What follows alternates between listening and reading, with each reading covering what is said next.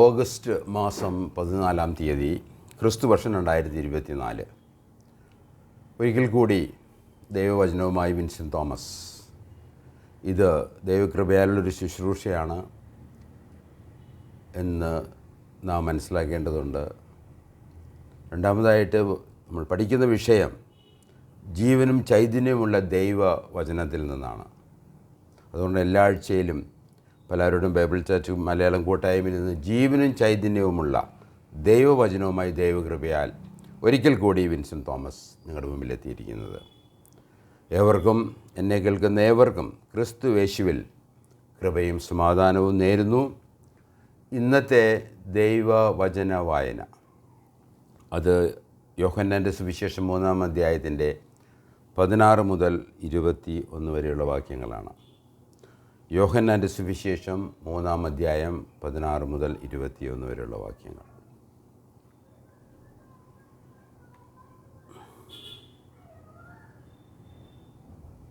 തൻ്റെ ഏകജാതനായ പുത്രനിൽ വിശ്വസിക്കുന്ന ഏവനും നശിച്ചു പോകാതെ നിത്യജീവൻ പ്രാപിക്കേണ്ടതിന് ദൈവം അവനെ നൽകുവാൻ തക്കവണ്ണം ലോകത്തെ സ്നേഹിച്ചു. ദൈവം തൻ്റെ പുത്രനെ ലോകത്തിൽ അയച്ചത് ലോകത്തെ വിധിപ്പാനല്ല, ലോകം അവനാൽ രക്ഷിക്കപ്പെടുവാനത്രേ. അവനിൽ വിശ്വസിക്കുന്നവർക്ക് ന്യായവിധിയില്ല. വിശ്വസിക്കാത്തവന് ദൈവത്തിൻ്റെ ഏകജാതനായ പുത്രൻ്റെ നാമത്തിൽ വിശ്വസിക്കാകയാൽ ന്യായവിധി വന്നു കഴിഞ്ഞു. ന്യായവിധി എന്നതോ വെളിച്ചം ലോകത്തിൽ വന്നിട്ടും മനുഷ്യരുടെ പ്രവൃത്തി ദോഷമുള്ളത് ആകയാൽ അവർ വെളിച്ചത്തേക്കാൾ ഇരുളിനെ സ്നേഹിച്ചത് തന്നെ. തിന്മ പ്രവർത്തിക്കുന്ന ഏവനും എല്ലാം വെളിച്ചത്തെ പകയ്ക്കുന്നു. തൻ്റെ പ്രവൃത്തിക്ക് ആക്ഷേപം വരാതിരിപ്പാൻ വെളിച്ചത്തെങ്കിലേക്ക് വരുന്നതുമില്ല. സത്യം പ്രവർത്തിക്കുന്നവനോ തൻ്റെ പ്രവൃത്തി ദൈവത്തിൽ ചെയ്തിരിക്കയാൽ അത് വെളിപ്പെടേണ്ടതിന് ദൈവത്തിങ്കിലേക്ക് വരുന്നു. നമുക്കിന്ന് പ്രാർത്ഥിച്ച ദൈവിക അനുഗ്രഹങ്ങൾ പ്രാപിച്ച ഈ വേദവാക്യവും നമ്മൾ പഠിച്ചുകൊണ്ട് വരുന്ന വിഷയവും മനസ്സിലാക്കുവാൻ നമ്മളെ സഹായിക്കണമേ എന്ന് നമുക്ക് പ്രാർത്ഥിക്കാം. ഞങ്ങളുടെ സ്വർഗസ്ഥ പിതാവാം ദൈവമേ, അവിടുന്ന് പരിശുദ്ധനും നിത്യനുമായി അവിടത്തേക്ക് സൃഷ്ടാവും പരിപാലകനും വീണ്ടെടുപ്പുകാരനാമേ അവിടത്തേക്ക് നന്ദിയും സ്തുതിയും സ്തോത്രവും അർപ്പിക്കുന്നു. ജീവനും ചൈതന്യമുള്ള ദൈവവചന പഠനം ഗ്രഹിക്കുവാൻ, ബോധ്യമാകുവാൻ, വിശ്വസിപ്പാൻ പരിശുദ്ധാത്മാവിൽ സഹായിക്കണമേ. യേശുക്രിസ്തുവിന്റെ നാമത്തിൽ അപേക്ഷിക്കുന്നു. ആമേൻ. കഴിഞ്ഞ ആഴ്ചകളിൽ നാം പഠിച്ചു വരുന്നത് ഒരു വ്യക്തി ജീവിതത്തിൽ അവൻ അങ്ങനെയാണ് ആത്മീയനാകുന്നത്. സ്വാഭാവികമായിട്ട് എല്ലാ വ്യക്തികളും ദൈവവചനപ്രകാരം ആദാമിൽ നിന്ന് ജനിച്ച എല്ലാവരും, ആദാമിന് മക്കളുണ്ടാകുന്നത് ഏദാൻ തോട്ടത്തിൽ നിന്ന് അവനെ പുറത്താക്കിയതിന് ശേഷമാണ്, അവൻ പാപിയായി തീർന്നതിന് ശേഷമാണ്. അങ്ങനെ ആദാമിൽ നിന്ന് ജനിക്കുന്ന എല്ലാ വ്യക്തികളും ആദാമിൻ്റെ സ്വഭാവമുള്ളവരാണ്, പാപ സ്വഭാവമുള്ളവരാണ്, പാപികളാണ് എന്ന് വേദപുസ്തകം പറയുന്നു. ഇതെൻ്റെ അഭിപ്രായമല്ല, ദൈവവചനത്തിൻ്റെ അഭിപ്രായമാണ്. ഈ വ്യക്തി വീണ്ടും ജനിച്ച് യേശുക്രിസ്തുവിൽ വിശ്വസിച്ച് അവൻ്റെ കാൽവരി മരണത്തിലും പുനരുത്ഥാനത്തിലും വിശ്വസിച്ച് ക്രിസ്തുവിൽ ആത്മീയരായിത്തീരണം. പ്രാകൃത മനുഷ്യരിൽ നിന്ന് ആത്മീയനായി മാറുക. ആദാമിൽ നിന്ന് അവസാനത്തെ ആദാമായ കർത്താവായ യേശുക്രിസ്തുവിലാകുക. ഇതാണ് മനുഷ്യനെ സംബന്ധിച്ചിടത്തോളം ദൈവഹിതം. ഇങ്ങനെ ആത്മീയനായ വ്യക്തി അവൻ്റെ ചില സ്വഭാവ വിശേഷങ്ങളും വേദപുസ്തകത്തിൽ പറയുന്നുണ്ട്. ഇതാണ് നമ്മളുടെ പ്രധാനപ്പെട്ട വിഷയം. എങ്ങനെ ആത്മീയനാകാം, ആത്മീയ ഉത്തരവാദിത്തങ്ങൾ എങ്ങനെ ചെയ്യാം എന്നുള്ളത് നാം വായിച്ചു വരുമ്പോൾ, നാം പഠിച്ചു വരുന്ന വിഷയങ്ങൾ നമ്മൾ നോക്കുമ്പോൾ നമുക്കറിയാം. 1 കൊരിന്ത്യർ 2-ാം അധ്യായത്തിൻ്റെ 15-ാം വാക്യമാണ് നമ്മൾ ആധാരമാക്കിയാണ് പഠിച്ചുകൊണ്ടിരിക്കുന്നത്. 1 കൊരിന്ത്യർ ലേഖനം 1-ാം അധ്യായത്തിൻ്റെ 2-ാം അധ്യായത്തിൻ്റെ 15-ാം വാക്യമാണ് നമ്മുടെ പ്രൂഫ് ടെക്സ്റ്റ് ഇതിനു വേണ്ടിയുള്ളത്. അതിപ്രകാരമാണ് വായിക്കുന്നത്. അതിൻ്റെ 14 വായിക്കുന്നവർ വായിച്ചു തുടങ്ങാം. 1 കൊരിന്ത്യർ ലേഖനം 2-ാം അധ്യായത്തിൻ്റെ 14-15 വാക്യം. എന്നാൽ പ്രാകൃത മനുഷ്യൻ ദൈവാത്മാവിൻ്റെ ഉപദേശം കൈക്കൊള്ളുന്നില്ല, അത് അവന് ഭോഷത്വമാകുന്നു. ആത്മീകമായി വിവേചിക്കേണ്ടതാകയാൽ അത് അവന് ഗ്രഹിപ്പാൻ കഴിയുന്നതല്ല. 15-ാം വാക്യം. ആത്മീകനോ സകലത്തെയും വിവേചിക്കുന്നു, താൻ ആരാലും വിവേചിക്കപ്പെടുന്നതുമില്ല. അപ്പം അതുകൊണ്ട് ഒരു പ്രാകൃത മനുഷ്യൻ ദൈവത്തിൻ്റെ ആത്മാവിൻ്റെ ഉപദേശം കൈക്കൊള്ളുന്നില്ല. അതുകൊണ്ടാണ് നമ്മുടെ ക്രിസ്തീയ ജീവിതത്തിൽ, നമ്മുടെ സാമൂഹിക ജീവിതത്തിൽ, പ്രത്യേകിച്ച് സുവിശേഷ വിഹിത സഭകളിൽ സുവിശേഷമായി കടന്നു ചെല്ലുമ്പോൾ എന്തുകൊണ്ട് ഈ സുവിശേഷത്തിൽ, ഈ നല്ല ദൈവത്തിൽ, ആ നല്ല ദൈവം നൽകിയ നല്ല കർത്താവിൽ പരിശുദ്ധാത്മ നമുക്കത് ബോധ്യപ്പെടുത്തുന്ന പ്രക്രിയയിൽ നമ്മൾ അത് വിശ്വസിച്ച് എന്തുകൊണ്ട് ദൈവഭാഗത്തേക്ക് വരുന്നില്ല എന്ന് ചോദിച്ചാൽ അതിൻ്റെ കാരണം ഇതാണ്. പ്രാകൃത മനുഷ്യൻ ദൈവാത്മാവിൻ്റെ ഉപദേശം കൈക്കൊള്ളുന്നില്ല. കാരണം എന്താണ്? അത് ഏത് ദൈവാത്മാവിൻ്റെ ഉപദേശം അവന് ഭോഷത്വമാകുന്നു. ഭോഷത്വം എന്ന് പറഞ്ഞാൽ നമുക്കറിയാമല്ലോ, ഇംഗ്ലീഷിൽ ഫൂളിഷ്നെസ് എന്ന് പറയാം. It is foolishness. അവന് ഭോഷത്വമാണത്. ദൈവത്തിൻ്റെ ഉപദേശം, ദൈവാത്മാവിൻ്റെ ഉപദേശം, ദൈവവചനത്തിൻ്റെ ഉപദേശം, അത് അവന് ഭോഷത്വം ആകുന്നു. അവന് ഭോഷത്വമാകും. ആത്മീകമായി വിവേചിക്കേണ്ടതാകിയാൽ അത് അവന് ഗ്രഹിപ്പാൻ കഴിയുന്നതല്ല. എത്രയോ ശോചനീയമായ അവസ്ഥയാണ് ആദാമിൽ ജനിച്ച പ്രാകൃത മനുഷ്യർ. ആയതിനാൽ ദൈവവചനം കേട്ട് ക്രിസ്തുവിനെക്കുറിച്ച് മനസ്സിലാക്കി ദൈവത്തിങ്കിലേക്ക് തിരിഞ്ഞ് നാം ഓരോരുത്തരും ആത്മീയരായി തീരണം എന്ന് തന്നെയാണ് ദൈവവചനം നമ്മളോട് പ്രഖ്യാപിക്കുന്നത്. അതുകൊണ്ട് ആത്മീയനാകാനായിട്ട് വളരെ എളുപ്പമുള്ള കാര്യമാണ്. നമ്മൾ വായിച്ച വേദഭാഗം നമ്മൾ ശ്രദ്ധിച്ചാൽ ആരും നശിച്ചു പോകാതെ നിത്യജീവൻ പ്രാപിക്കേണ്ടതിന് ദൈവം തൻ്റെ പുത്രനെ നൽകുവാൻ തക്കവണ്ണം ലോകത്തെ സ്നേഹിച്ചു. അവനിൽ വിശ്വസിക്കുന്നവന് നിത്യജീവനുണ്ട്, അവന് ന്യായവിധിയില്ല. ഇങ്ങനെയൊക്കെ നമ്മൾ വായിക്കുമ്പോൾ ഇത് നാം വിശ്വസിക്കുമോ എന്നുള്ളതാണ്. കഴിഞ്ഞ ആഴ്ച നമ്മൾ വായിച്ചു നിക്കോദെമോസും കർത്താവായ യേശുക്രിസ്തുവും തമ്മിലുള്ള സംഭാഷണം. വീണ്ടും ജനിക്കണം എന്ന ഉപദേശം, വീണ്ടും ജനനവും കർത്താവായ യേശുക്രിസ്തുവിൻ്റെ മരണവും തമ്മിലുള്ള ബന്ധം, അഗാധമായ ആഴമായ ബന്ധം നാം മനസ്സിലാക്കേണ്ടതുണ്ട്. അതുകൊണ്ടാണ് യോഹന്നാൻ്റെ സുവിശേഷം 3-ാം അധ്യായം വളരെ വളരെ പ്രധാനപ്പെടും. മറ്റുള്ള എല്ലാ ഭാഗം ദൈവം എന്തു പറഞ്ഞിട്ടുണ്ടോ, താൻ നേരിട്ടോ തൻ്റെ അപ്പസ്തലന്മാരെയോ പ്രവാചകന്മാർ വഴിയോ എഴുതിയ എല്ലാം തന്നെ അത് ദൈവവചനമാണ്, അത് ആധികാരികമാണ്. എന്നാൽ ഇവിടെ നമ്മുടെ കർത്താവ് തന്നെ പറഞ്ഞിരിക്കുകയാണ്, നാം വീണ്ടും ജനിക്കണം, അവനിൽ വിശ്വസിക്കണം, അതും ക്രൂശിക്കപ്പെട്ട കർത്താവിൽ നാം വിശ്വസിക്കണം എന്നുള്ളത്. അതിൽ നിന്ന് കിട്ടുന്ന ഫലങ്ങൾ, അനുഗ്രഹങ്ങൾ, അതും പ്രധാനപ്പെട്ടതാണ്. ഒരുവൻ യേശുക്രിസ്തുവിൻ്റെ കാൽവരി മരണത്തിലും പാപപരിഹാര യാഗത്തിലും വിശ്വസിക്കുമ്പോൾ ദൈവം പറയുന്നത് അവൻ പുതിയ സൃഷ്ടിയാണ്, അവന് നിത്യജീവനുണ്ട്. അത് ഇപ്പോഴുള്ളൊരു കാര്യമാണത്. വർത്തമാനകാലത്ത് അവിശ്വസിക്കുന്ന നാഴിക മുതൽ അവൻ ജീവനുള്ളവനാണ്, ആത്മീയ ജീവനുള്ളവനാണ്. അതുകൊണ്ട് അവൻ ആത്മീയനാണ്, ജീവനുള്ളവനും നിത്യജീവനുള്ളവനുമാകുന്നു. ഇതെല്ലാം നാം വിശ്വസിക്കേണ്ടത് ആവശ്യം. അത് മനസ്സിലാക്കുമ്പോഴാണ് ഈ ആത്മീയ മനുഷ്യൻ എന്തൊക്കെ വിവേചിക്കണം, ഒരു ജീവിത ശൈലി എപ്രകാരമായിരിക്കും എന്നുള്ളത്. എന്നാൽ ഇന്ന് നമ്മുടെ ഈ ലോകം നമ്മളെ പഠിപ്പിക്കുന്നത് നമ്മൾ ആത്മീയൻ ആകാൻ വേണ്ടിയുള്ള കുദാശകൾ ചെയ്യണം എന്നും കൊന്നും അവർ പറയുന്ന ആ പാരമ്പര്യ കാര്യങ്ങൾ ചെയ്യുമ്പോൾ ജന്മനാൽ നാം ജനിച്ച നമ്മുടെ കുടുംബത്തിൽ അല്ലെങ്കിൽ ആയിരിക്കുന്ന സഭകളിൽ അത് തുടരണം. അങ്ങനെ നമ്മൾ ആത്മീയരായാൽ മാത്രമേ നമുക്ക് ദൈവകൃപ ലഭിക്കുകയുള്ളൂ. ആ ദൈവകൃപ ലഭിച്ചിട്ട് നമുക്ക് പിന്നെ വിശ്വാസികളായിത്തീരും. അങ്ങനെ വിശ്വസിക്കുമ്പോൾ നാം നീതീകരിക്കപ്പെടുന്നു. അങ്ങനെ വിശ്വസിക്കാൻ നീതീകരിക്കപ്പെട്ട് നമുക്ക് നിത്യത്തിനുള്ളവരായിത്തീരുന്നു. ഇങ്ങനെയൊക്കെ തല തിരിച്ചാണ് പല മതങ്ങളിലും പല നാമധേയ ക്രൈസ്തവ സഭകളിലും പഠിപ്പിക്കുന്നത്. ഇത് ഘടകവിരുദ്ധമാണ്, തിരുവചനത്തിന് ഘടകവിരുദ്ധമായിട്ടുള്ള ഉപദേശങ്ങളാണ്. അതുകൊണ്ട് വീണ്ടും ജനനവും യേശുക്രിസ്തുവിൻ്റെ കാൽവരി മരണവും അതിലുള്ള വിശ്വാസവും അത് ആഴമായി ബന്ധപ്പെട്ടതാണ്.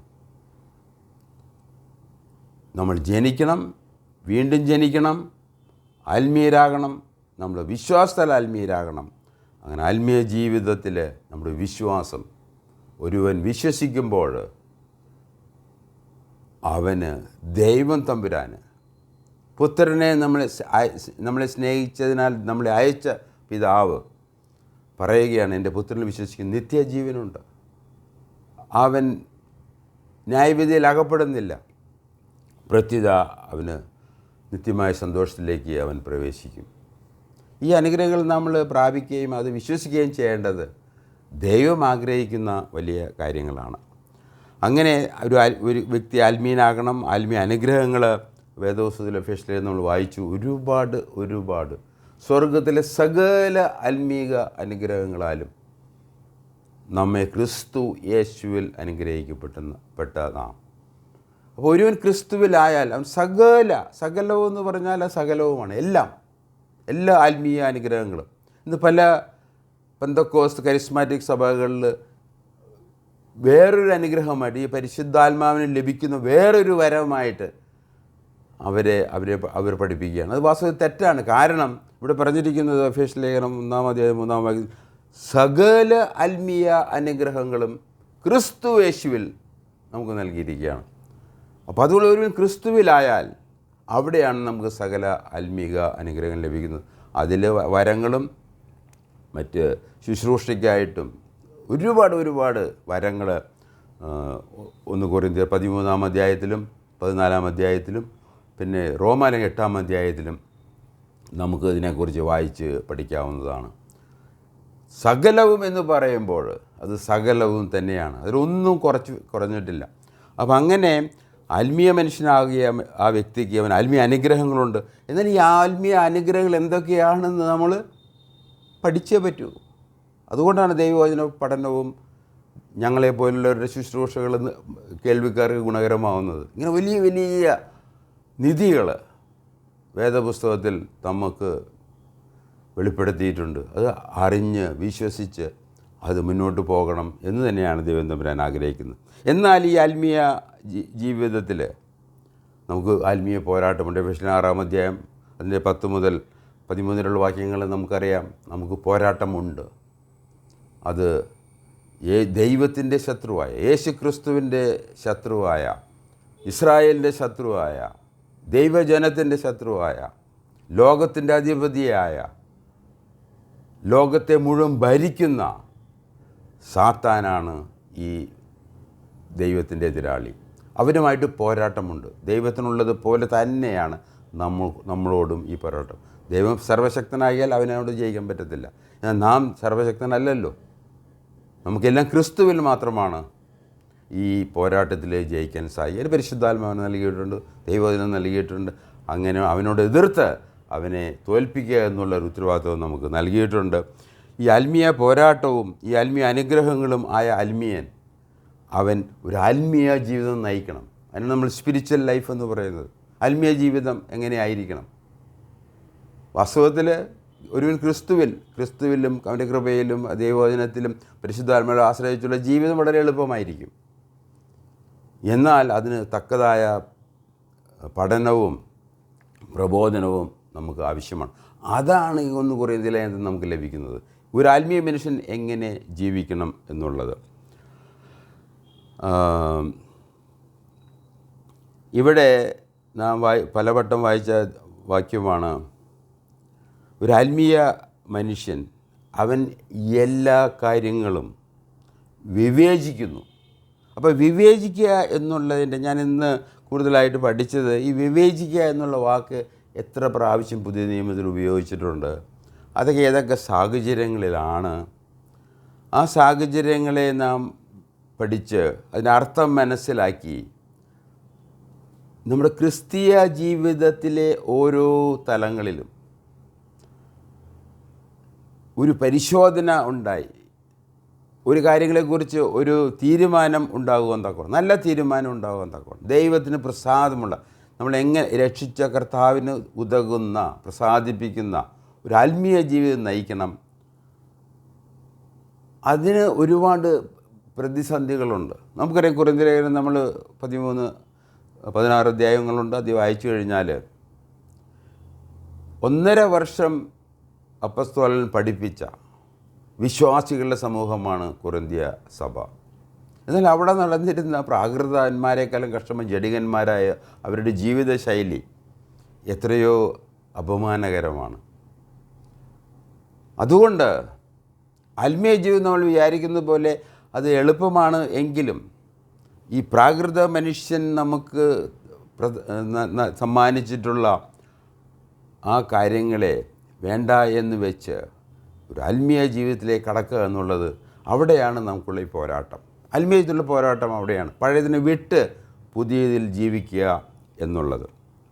അപ്പോൾ ഈ വിവേചനം എന്ന ആ വിഷയം അത് വളരെ പ്രധാനപ്പെട്ട ഒരു വിഷയമാണ്.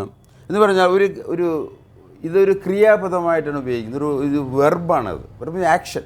നമുക്ക് ചില കാര്യങ്ങൾ ഇതിനു വേണ്ടി ചെയ്യാനുണ്ട്.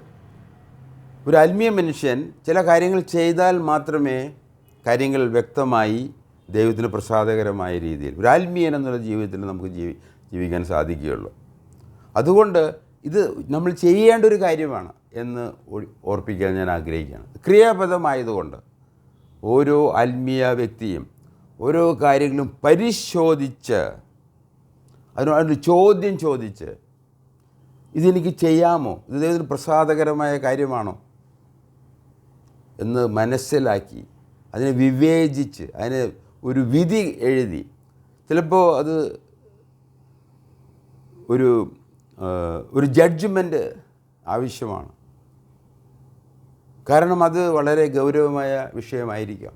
അതുകൊണ്ട് അതിൻ്റെ നന്മ തിന്മകൾ നമ്മൾ മനസ്സിലാക്കി, അതിൻ്റെ നിയമവശങ്ങൾ മനസ്സിലാക്കി, അതിനോടുള്ള ഉത്തരവാദിത്തങ്ങൾ മനസ്സിലാക്കി നാം അത് ചെയ്യേണ്ടതുണ്ട്. പ്രധാനമായിട്ടും കൊരിന്ത്യ ലേഖനം നമ്മൾ വായിക്കുമ്പോൾ വിവാഹത്തെക്കുറിച്ച്, ഒരു ആത്മീയ മനുഷ്യൻ ഒരു ആത്മീയ വ്യക്തിയായിട്ട് മാത്രമേ വിവാഹബന്ധത്തിൽ ഏർപ്പെടാവൂ. അത് ദൈവത്തിൻ്റെ പ്രമാണമാണ്. അതിന് വിപരീതമായി സൗകര്യാർത്ഥം നാം ഒരു അനാത്മീയമായിട്ടുള്ള ഒരു ബന്ധത്തിലേക്ക് ഏർപ്പെട്ടാൽ അതിൻ്റേതായ തിക്ത അനുഭവങ്ങൾ നാം സഹിച്ചേ പറ്റൂ. അതുകൊണ്ട് ഇങ്ങനെയുള്ള പ്രധാനപ്പെട്ട കാര്യങ്ങളിലും ചെറുതും വലുതുമായ എല്ലാ കാര്യങ്ങളിലും ഒരു വിവേചനം നമുക്ക് ആവശ്യമാണ്. പക്ഷപാതം, അവിടെ പക്ഷങ്ങൾ കൂടിയാണ്. എന്നാൽ അതിനുള്ള മറുപടി എന്താണ്? നിങ്ങൾ ഏകമനസ്സുള്ളവരായിരിക്കണം. ഏകമനസ്സുള്ളവർ നിങ്ങൾക്ക് എതിർപ്പില്ലാതെ, പക്ഷമില്ലാതെ ദൈവത്തെ മാനിച്ചുകൊണ്ടുള്ള ഒരു ജീവിത ശൈലിയും ഒരു ജീവിത മാർഗവും, അങ്ങനെ ദൈവത്തെ മഹത്വപ്പെടുത്തുന്ന മനുഷ്യനായി തീർന്നു കഴിഞ്ഞാൽ അവിടെ പ്രശ്നങ്ങൾ ഉണ്ടാവില്ല. അത് സന്തോഷകരമായ ഒരു ജീവിതമായിരിക്കും. ഇതിനെല്ലാം തന്നെ ഈ വിവേചിക്കുക എന്നുള്ള വാക്ക് വളരെ പ്രധാനപ്പെട്ടതാണ്. പ്രധാനമായിട്ടും നമ്മൾ വായിച്ചത് 1 കൊരിന്ത്യർ 2-ാം അധ്യായം 15-ാം വാക്യമാണ്. ആത്മീയനോ സകലതും വിവേചിക്കുന്നു എന്ന് പറഞ്ഞാൽ എല്ലാ കാര്യങ്ങളും ദൈവവചനപ്രകാരം പരിശുദ്ധാത്മാവിൻ്റെ പഠിപ്പിക്കലിൻ്റെ അടിസ്ഥാനത്തിൽ നാം വിവേചിച്ച് വിധി എഴുതി അത് അതിനെ സംബന്ധിച്ച് വിചാരണ ചെയ്ത് കോടതിയിൽ എന്ന പോലെ ഗൗരവമായിട്ടെടുത്ത് അതിൻ്റെ സത്യസന്ധമായ കാര്യങ്ങൾ മനസ്സിലാക്കി അത് ചെയ്യേണ്ടത്, അതാണ് ആത്മീയ മനുഷ്യൻ്റെ പ്രധാനപ്പെട്ട ഉത്തരവാദിത്തം. അപ്പോൾ അതിന് നമ്മുടെ മലയാള പരിഭാഷയിൽ നീതിന്യായ കോടതിയിലെ സത്യമറിയാനുള്ള വിസ്താരം, ഒരു ജഡ്ജ്മെൻറ്റ്, ഒരു വിധി പറയുന്നതിന് മുമ്പ് നമുക്ക് സത്യം എന്താണെന്ന് അറിയണം, അല്ലെങ്കിൽ നിജസ്ഥിതി എന്താണെന്ന് അറിയണം. എന്നാൽ മാത്രമേ നമുക്ക് ശരിയായിട്ടുള്ള, അതിന് വിസ്താരം ആവശ്യമാണ്. 2 പക്ഷത്തിൻ്റെ കാര്യങ്ങൾ കേട്ട് അതിൻ്റെ വ്യക്തമായ ന്യായം നീതി അനുസരിച്ച് ഒരു വിധി പറയുക എന്നുള്ളത്, അതാണ് കോടതിയിൽ നടക്കേണ്ടത്. അത് അപ്രകാരമുള്ള കാര്യങ്ങളെ വിവേചിക്കാൻ തക്കവണ്ണമുള്ള ഒരു വ്യക്തിയാണ് ആത്മീയ മനുഷ്യൻ. തീർച്ചയായിട്ടും നമുക്ക് അതിനുവേണ്ടി ഒരുപാട് ടൂൾസ് ഉണ്ട്, ഒരുപാട് ഉപാധികൾ ദൈവം നമുക്ക് നൽകിയിട്ടുണ്ട്. ആ ഉപാധികൾ നാം മനസ്സിലാക്കി ആ ഉപാധികൾ ഉപയോഗിച്ച് നമ്മൾ ഈ കാര്യങ്ങൾ മനസ്സിലാക്കി അത് നമ്മുടെ ജീവിതത്തിൽ നാം അത് പ്രാവർത്തികമാക്കണം, സഫലമാക്കണം. ഇതിനെ നമുക്ക് വിചാരണ എന്നുള്ളൊരു പദം ഉപയോഗിച്ച് വിചാരണ ചെയ്യുന്നത് നമുക്കറിയാം, അത് കോടതിയിലെ കാര്യങ്ങളാണ്. അതുപോലെ തന്നെ ഇത് പരിശോധിക്കണം, എക്സാമിൻ. അപ്പം അങ്ങനെ അന്വേഷണം. പല കാര്യങ്ങളും നമുക്ക് ചിലപ്പോൾ അത് ബുദ്ധിമുട്ടായി തോന്നിയേക്കാം. എന്നാൽ ദൈവത്തിൻ്റെ വചനത്തിൽ അതിന് തക്കതായ ഉത്തരങ്ങൾ ഉണ്ട്. അതിനെക്കുറിച്ച് ദൈവം പരാമർശിച്ചില്ല എങ്കിൽ അതിന് നമുക്ക് സ്വതന്ത്രമായിട്ട് നമുക്ക് ചെയ്യാവുന്നതാണ്. എന്നാൽ ആ സ്വാതന്ത്ര്യത്തിനും മറ്റുള്ള പല കാര്യങ്ങളുമായിട്ട് നമ്മൾ ബന്ധപ്പെട്ട് നോക്കുമ്പോൾ അതിൽ തന്നെ നമുക്ക് ചില ഉദാഹരണങ്ങൾ ലഭിക്കും, ചില ഉത്തരങ്ങൾ ലഭിക്കും. അതനുസരിച്ച് നമുക്ക് മുന്നോട്ട് പോകാം. അപ്പം അങ്ങനെ നാം ഒരു വളരെ ഗൗരവമായ രീതിയിൽ കാര്യങ്ങളെ മനസ്സിലാക്കി അതിനെ വിവേചിച്ച് അങ്ങനെയുള്ളൊരു വ്യക്തിയായി തീരണം. അതാണ് ആത്മീയ മനുഷ്യൻ. അതുകൊണ്ടാണ് പറഞ്ഞിരിക്കുന്നത് ആത്മീയനോ സകലവും വിവേചിക്കുന്നു. അപ്പോൾ വിവേചിക്കാനുള്ള മാർഗങ്ങൾ, അതിനുവേണ്ടിയുള്ള ഉപാധികൾ ആണ് ഈ 1 കൊറിന്ത്യർ ലേഖനത്തിൽ മറ്റുള്ള ലേഖനങ്ങളുമായിട്ട് നമുക്ക് നൽകിയിരിക്കുന്നത്. എങ്ങനെയാണ് നമുക്ക് ഒരു ക്രിസ്തീയ ജീവിതം, ഒരു ആത്മീയ ജീവിതം ആരംഭിക്കാനും തുടരാനും എങ്ങനെ സാധിക്കും എന്നുള്ള വിഷയം. അതുകൊണ്ട് ഇന്ന് ഞാൻ എൻ്റെ ക്ലാസ് അല്പം ചുരുക്കുകയാണ്. എന്നാലും യോഹന്നാൻ്റെ 3-ാം അധ്യായം നമ്മൾ വായിക്കുമ്പോൾ 1 തൊട്ട് 15 വരെ കഴിഞ്ഞ ആഴ്ചയിൽ നമ്മൾ വായിച്ചു.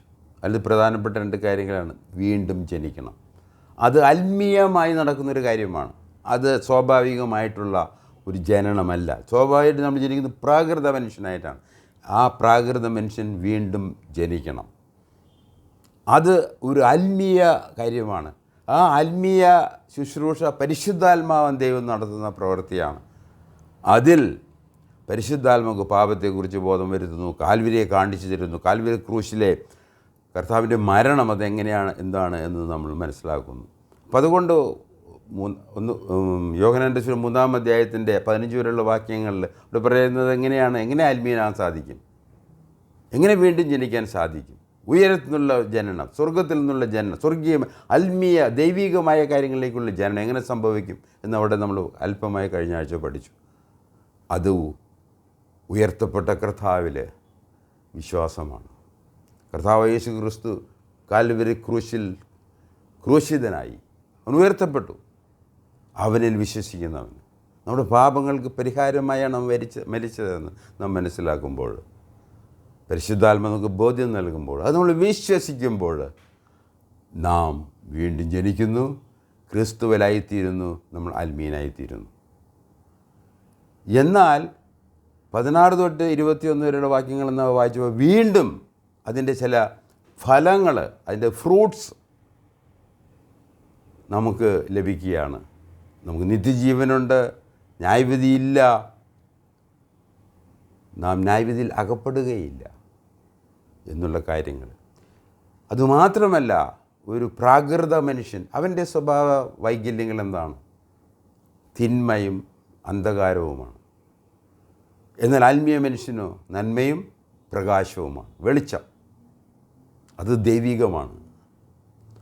അപ്പോൾ അങ്ങനെ അന്ധകാരത്തിൽ നിന്ന് പ്രകാശത്തിലേക്ക്, തിന്മയിൽ നിന്ന് നന്മയിലേക്ക് നമ്മളെ നടത്താൻ തക്കവണ്ണം പ്രാപ്തനായ ഏക വ്യക്തി ഈ പ്രപഞ്ചത്തിൽ ദൈവം നമുക്ക് അയച്ചു തന്നത് തൻ്റെ പുത്രനായ യേശു ക്രിസ്തു തന്നെയാണ്.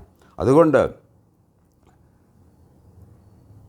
യോഹന്നാൻ 3-ാം അധ്യായം വായിക്കുമ്പോൾ ഒന്ന് വീണ്ടും ജനിക്കണം എന്നുള്ളത് അത് സ്പഷ്ടമായ ഒരു ഉപദേശമാണ്. 2, അത് നടക്കുന്നത് ഉയർത്തപ്പെട്ട കർത്താവിൽ ഉള്ള വിശ്വാസം ആണ്. അപ്പോൾ അതിൻ്റെ കർത്താവായ യേശു ക്രിസ്തുവിൻ്റെ ക്രൂശ് മരണവും വിശ്വാസവും വീണ്ടും ജനനവും എത്രയോ ആഴമായി ബന്ധപ്പെട്ടിരിക്കുകയാണ്. ദൈവത്തിൻ്റെ പരിശുദ്ധാത്മാക്ക് ബോധ്യം നൽകുന്നതനുസരിച്ച് നാം ഈ കർത്താവിൽ യേശു ക്രിസ്തുവിൽ വിശ്വസിക്കും. കർത്താവായ യേശു ക്രിസ്തുവിൽ വിശ്വസിക്കുമ്പോൾ നാം വീണ്ടും ജനിച്ച് ആത്മീയരായി എല്ലാം വിവേചിക്കാൻ തക്കവണ്ണമുള്ള ഒരു മനുഷ്യനായി നാം തീരുകയാണ്. അതുകൊണ്ട് ഇന്നത്തെ സംക്ഷേപമായിട്ട് ഞാൻ പറയാൻ ആഗ്രഹിക്കുന്നത് ആത്മീയനാകുക, കർത്താവ് യേശുവിൽ വിശ്വസിക്കുക, വിവേചിക്കാനുള്ള കഴിവ് ഉണ്ടാകുന്നു. ആത്മീയവും ഭൗതികവുമായതെല്ലാം തിരുവചനപ്രകാരം ഗ്രഹിച്ച് ജീവിതത്തിൽ സഫലമാക്കുവാൻ നമുക്ക് സാധ്യമാകും. അതിനായിട്ട് നമുക്ക് പ്രാർത്ഥിച്ച് നമുക്ക് ഇന്നത്തെ ക്ലാസ് അവസാനിപ്പിക്കാമെന്ന് ഞാൻ വിചാരിക്കുകയാണ്.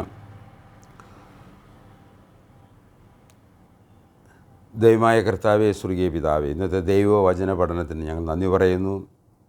അവിടുത്തെ അനുഗ്രഹങ്ങളെ ഞങ്ങളെ പറഞ്ഞയക്കണമേ എന്ന് അടിയങ്ങൾ അപേക്ഷിക്കുന്നു. കേൾപ്പിച്ച വചനം അത് വിശ്വാസമായി ഭവിക്കുവാൻ, വിശ്വാസത്താൽ വീണ്ടും ജനിച്ചവരായി, ആത്മീയരായി, ആത്മീയവും ഭൗതികമായ കാര്യങ്ങൾ വിവേചിച്ച് ജീവിക്കാൻ തക്കവണ്ണം ജീവിതത്തിൽ ദൈവം ആഗ്രഹിക്കുന്ന പ്രകാരം കാര്യങ്ങൾ സഫലമാകുവാൻ ഞങ്ങളെ സഹായിക്കണമേ എന്ന് യേശു ക്രിസ്തുവിൻ്റെ നാമത്തിൽ അപേക്ഷിക്കുന്നു. ആമേൻ. ദൈവം അനുവദിച്ചാൽ അടുത്ത ആഴ്ച ദൈവവചനവുമായി കാണാം, കേൾക്കാം. നന്ദി. Thank you very much.